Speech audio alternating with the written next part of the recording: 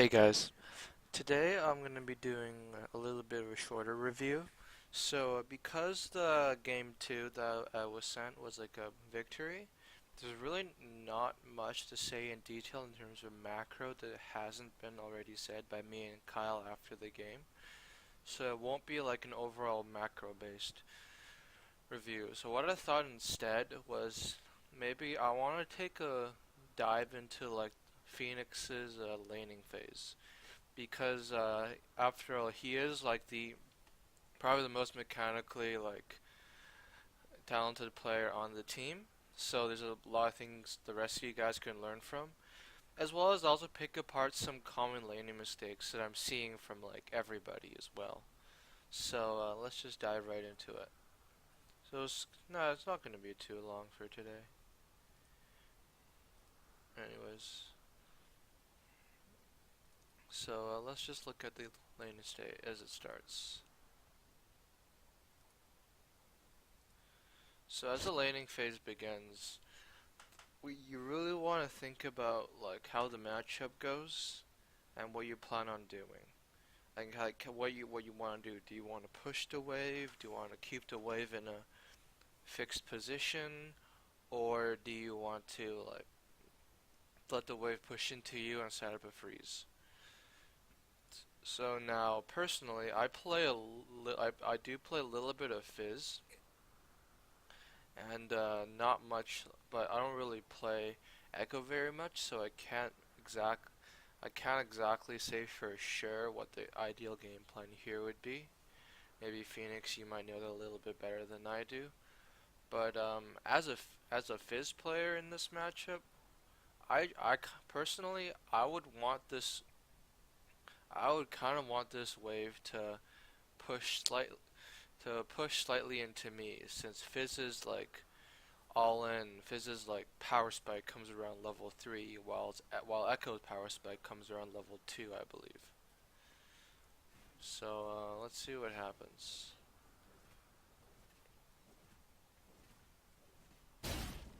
Oops. So it seems like both players here are opting to freeze the wave. So now this Q here seems like something I would call like maybe an autopilot. Not sure. Let me just jump back.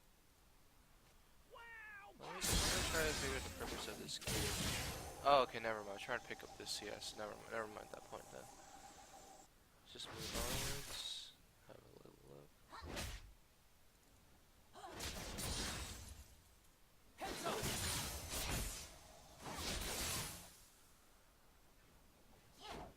So I'm not sure of whether or not this.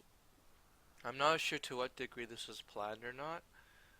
I'm going to assume this was planned, in which case this was pretty well planned. So from what I can tell, it seems like even though Ekko has a push advantage level 1, so what he definitely could have done was shove the wave level 1, but not completely shove it in. So when the wave crashes around here at level, he's gonna hit 2. When the wave crashes like around here, the next wave I mean, and Ekko hits level 2, he can use that to punish Fizz. So I can see that being an Ekko game plan, but instead here Ekko opts to freeze the wave. So if this was planned, and it seems like Ekko frees this wave so that Jarvan would be able to get a gank off at level 2. And if that was the plan, then I'd say it was pretty well executed. And here you can even see like after Fizz hits level 2, Ekko walks up here so that Fizz can go in, and that in that point that baits Jarvan in. So I'm going to assume that was planned. So that was a really good move, and that's something you can apply to your other lanes. So when you have a jungler about to gank, it's a really good idea to go for plays that are very obviously like a mistake. Like in this game, if Jarvan wasn't there, it'd be an obvious mistake for Ekko to walk up here, because at this position, Fizz can easily punish him. But here, normally Fizz would have made the right decision to go in and punish Ekko for going for that CS. However, because Jarvan was there, Fizz was punished for that, making the right decision. Now he has to run away. And unfortunately, because Rengar was here, they weren't able to kill Fizz. But overall, I really like the idea. And what could have maybe been done a little bit better? So let's just go back here again. Oops. So at this point, had Ekko started pathing this way, up the river, instead of down the river, what could happen is Fizz would have dropped here, Ekko would walk like towards this bush, and then once Fizz reaches around this point, so when Ekko's here, Fizz is here, Jarvan pops out, and then at that point they could probably kill Fizz, because Fizz has no E left, he can only flash, and in which case Jarvan can follow with a red buff flash. Ekko is gonna hit level 2 off that minion, so on and so on. That's just a minor mechanical thing. Otherwise, the idea was really good, the bait, and that's something you should be looking at in all your lanes. So now I believe my next note is around 250, so let's just jump over there.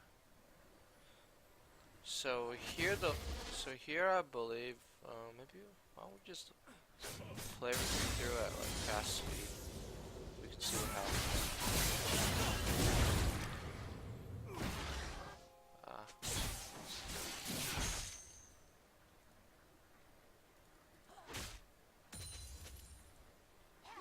So here Fizz has the sustain advantage, so after the trade Fizz was able to like fully heal up.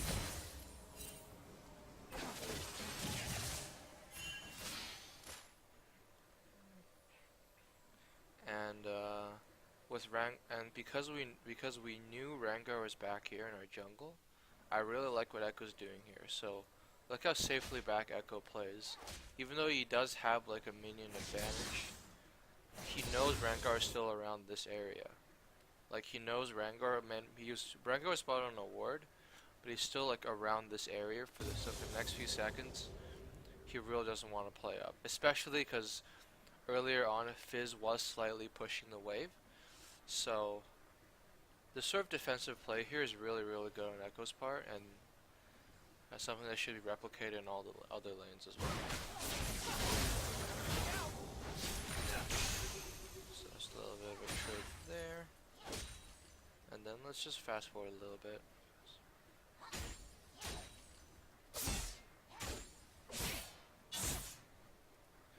So now they get into a little scuffle in around here, and both Fizz and Ekko decide to go help. So I really like what I'm not sure if this was planned or not, but I really like here the roam here is much better for Ekko than it is for Fizz. And the reason for that is if we look at the minion wave here, the minion wave is heavily favored on Fizz's side.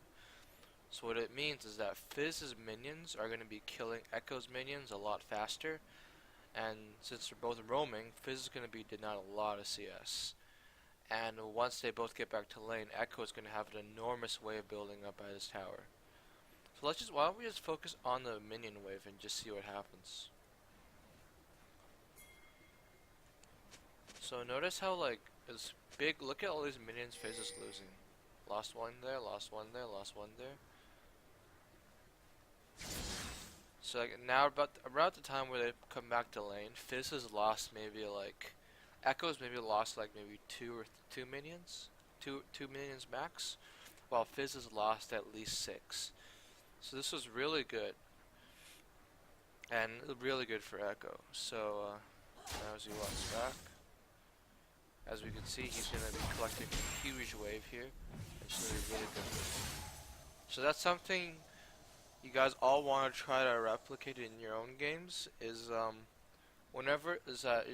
really want to set up your minion wave in a good place before you go roam and help or anything. So you can, so this, here's an example where Ekko's, the wave was set up so Ekko would collect a big wave after he comes back to lane. Another situation would be to like fully shove the wave into the enemy tower before roaming, so the enemy has to will be stuck under tower trying to farm while you go roam. But the point is, you want to set up your wave properly before you want to roam. Alright, so let's see.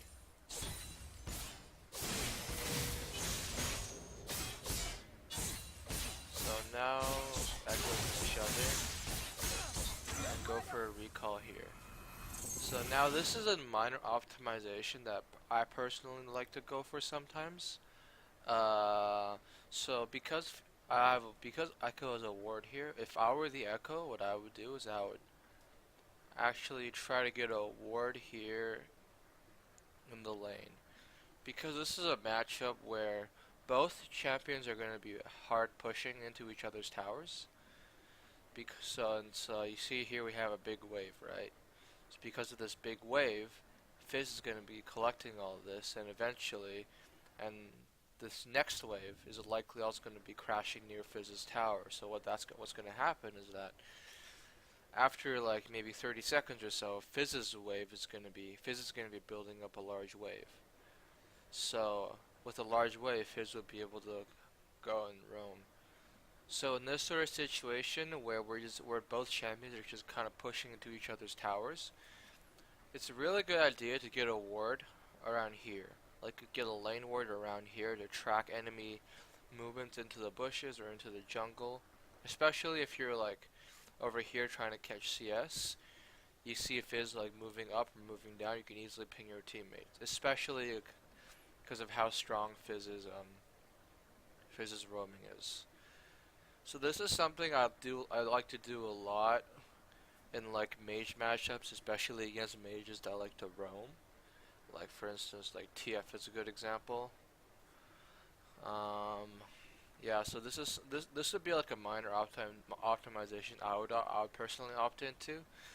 Phoenix, I'm not sure about you. You may have a reason you may want to save the ward for the jungle, which is also perfectly fine. But personally, I would value the lane ward over a potential jungle ward at this point. Simply because like ideally, like if you get pinks in the pixel bushes, like you won't exactly. Well, maybe maybe like jungle wards would be good, but my main point is that lane ward would be better, in my opinion at least. But anyways, just go back, fast forward. So now this TP is something I'm going to be criticizing, because this is a completely useless TP. This seems to be like somewhat of an autopiloted TP, so like a TP where you want to kind of catch the CS in some way, or you just want to get back to lane quicker. But look at the position of the wave. Fizz is slowly shoving it. At this point, like let's see what Fizz was doing. Like Fizz has been slowly pushing the wave in. And even if he like ease these minions, it's still gonna take him some time to kill every one of these. And it's likely that the wave will be crashing around here by the time Ekko finally walks up. So essentially, like the wave is pushing into Ekko slowly, so Ekko didn't really have a reason to TP here. So that's just something for the rest of you guys to think about as well. It's like when the enemy is pushing a wave, before you TP, you want to think about if the TP is really necessary. Like, because if the wave is pushing into you, you're gonna lose maybe 2 minions tops, like 1 or 2 minions at the most. So you gotta think about, is it really worth it getting a cannon minion? No, not cannon, I mean getting like a melee creep, a melee minion, or a couple or 2 ranged minions at the cost of a 6-minute teleport. So that's something you want to think about. Generally, I would say it's not worth it at all. So and then there's something else that happens that I want to talk about. So this ward here is actually really, really risky. Here's why. Because first of all, Ekko just came to lane, right? So Ekko just came to lane.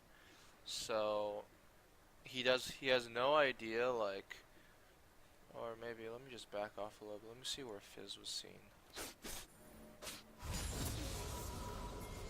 Let me see Fizz for a second here.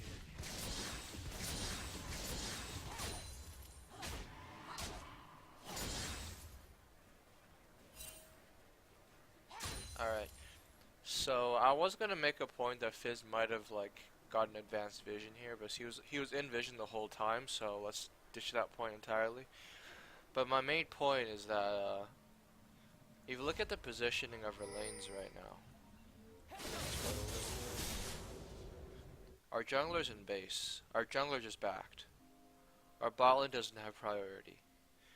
And if Ekko gets into a fight here, like if Rengar comes, there's no way he's very likely gonna either die or he's gonna get chunked really low and he's gonna be losing a big wave because he does not have TP. Because like let's say if he wards here, right, and Rengar and they have a ward, let's say around here, and Rengar sitting in this bush, Rengar could potentially jump in, Fizz could potentially follow up, and that would be a pretty bad situation. Or even if Fizz doesn't properly follow up, Ekko would take a lot of free damage if Rengar jumps over and like hits him. And plus, like this ward itself isn't really gonna like give much information. It'll tell him if Rengar's in this bush or not. But otherwise, it's not really like a deep ward.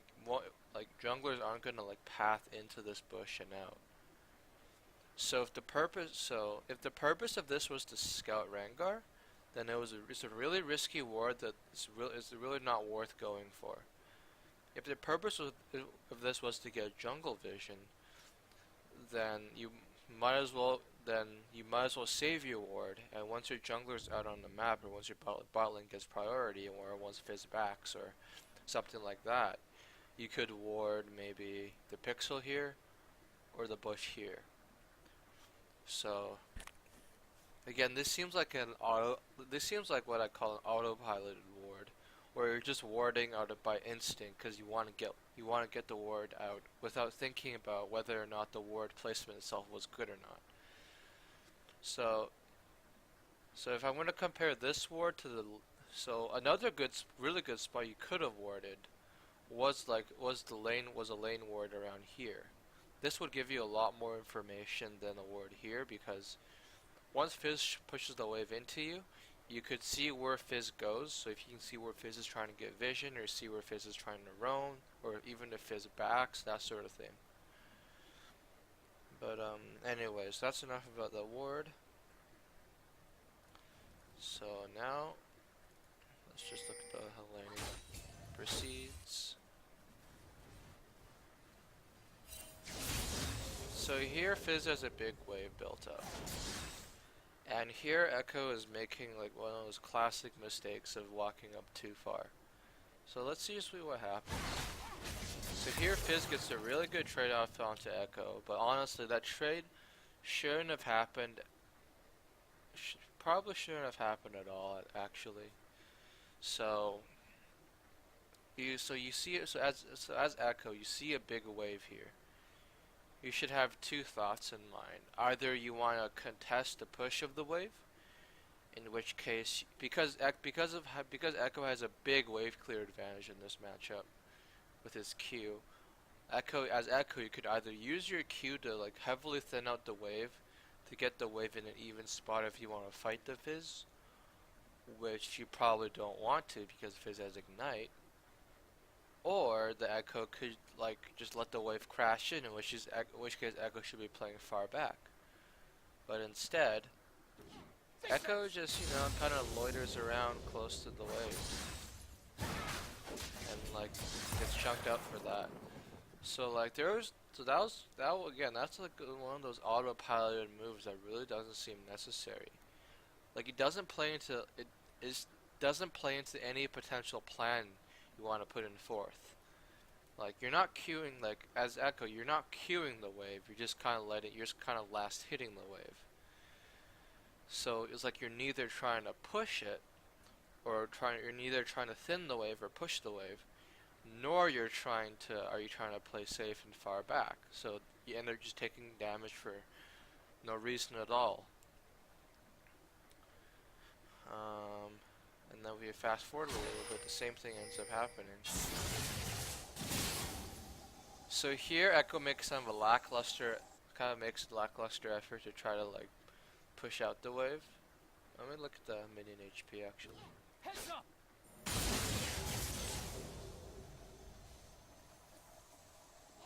Cash!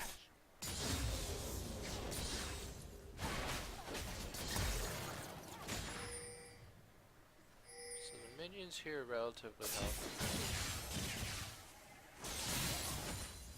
So here Ekko kind of makes a lackluster effort to like thin out the wave, or actually it wasn't so lackluster. Never mind what I said. It was a pretty good idea to actually thin the wave here because you don't want to. Ekko probably doesn't want like a huge wave crashing into tower. So right now, Ekko is doing what he should be doing, is playing far back, and not only because of the Rengar here, but also because of the minion advantage and health advantage, and ignite advantage that Fizz has. So right now, Ekko should only be using his Q to farm. But then again, here's another like kind of an autopilot where Ekko walks up too far, where he should clearly just be letting the wave crash into his tower. And then he takes another really bad trade. So like, even though Ekko actually traded more damage onto Fizz than Fizz traded onto Ekko, Fizz has the massive sustain advantage thanks to Corrupting Potion and a Dark Seal. So that was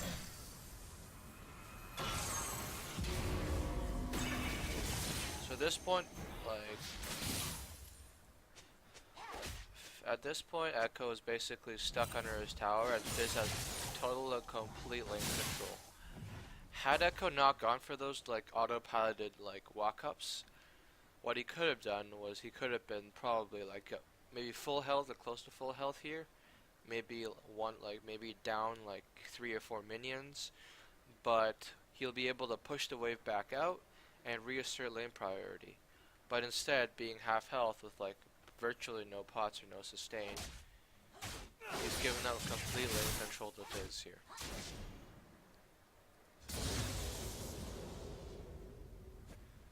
So, and that lane control and this lane priority allowed Fizz to pick up a kill onto the Jarvan in a little fight. Now, he might have been able to do it regardless, actually. But my point being is that, like, he was able to rotate a lot earlier than Ekko, thanks to the lane priority he procured from chunking Ekko out to half health through a bunch of autopiloted movements. So, the one final thing I wanted to just mention is that another autopiloted move here is this Q. So this Q is actually so bad for Ekko, because now Fizz being full health can literally, and Ekko being like about 2/3 here, Fizz can just freeze the wave right now, and there's nothing Ekko can do about it. If Ekko had TP, so this is where like not wasting TP becomes really important, because if Ekko had TP, he could have backed here, TP'd onto one of these minions. Ekko with full resources would be able to shove this out, get lane priority, and look for a roam or vision top or bot. But instead now, Fizz can now deny a lot of CS. Fizz is now like complete lane control, especially with the Ekko back. He can choose to fully shove it in, or what the better play would be for him to do is to freeze, because Ekko, by queuing those 3 earlier ranged minions, basically made the wave slow push back into Fizz.